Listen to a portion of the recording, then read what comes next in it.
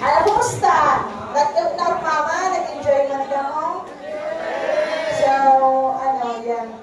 Minag-asa ko yung pasasalamat sa mga empleyado or sa family na nagkarabang hindi. Kasi, ining programa namin or ining okasyon na ini is for our team building.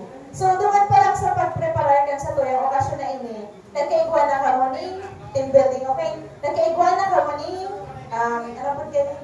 nagkaigwa na ka mong unity. Kasi, naman sa mga na designated na dapat nindong ibuhon, ginibo nindo. Especially, special thanks ko man sa HR and finance management. Kasi sindaman si sobra talaga nandibos din. So, salamat man din sa muyang pamilya Doreen and pamilya Abilio. And especially kay Nanay Merly kasi siya sa nagparatahin ng mga palda ito, mga contestant na baka pati si Nanay kaya ito na, may ba man siya. So, salamat pong maray sa Indo.